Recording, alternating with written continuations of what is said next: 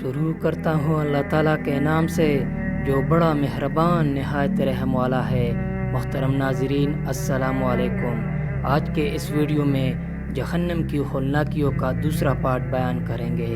اگر آپ میرے چینل ٹرو نوٹس پر نئے ہیں تو چینل کو سبسکرائب ضرور کریں اور ویڈیو کو آخر تک ضرور دیکھیے۔ جہنم کی تنگ و تاریک کوٹری میں جہنمی موت کو پکارے گی، مگر انہیں موت بھی نصیب نہ ہوگی، اور جب یہ جہنم کی کسی تنگ جگہ میں مشکلیں کس کر پھینک دیے جائیں گے تو وہاں اپنے لیے موت ہی موت پکارے گی۔ ان سے کہا جائے گا آج ایک ہی موت کو نہ پکارو بلکہ بہت سی اموات کو پکارو۔ جہنم کی آگ میں جب ان کی کالیں جل جائے گی تو ان کی کال دوبارہ ان کے جسم پر چڑھا دی جائے گی تاکہ بار بار عذاب کی تکلیف محسوس کرے۔ جن لوگوں نے ہماری آیتوں سے کفر کیا انہیں ہم یقیناً آگ میں ڈال دیں گے۔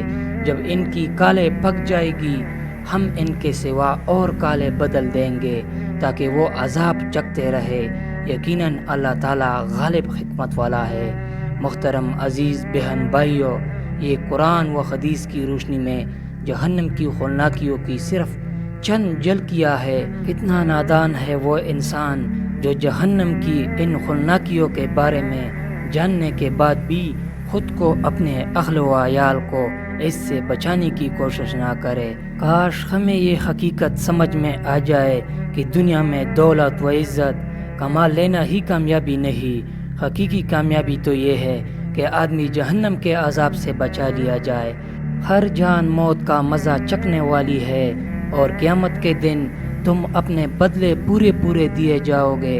جو شخص جہنم کی آگ سے ہٹا دیا جائے اور جنت میں داخل کر دیا جائے گا بے شک وہ کامیاب ہو گیا، اور دنیا کی زندگی تو صرف دھوکے کی جنس ہے۔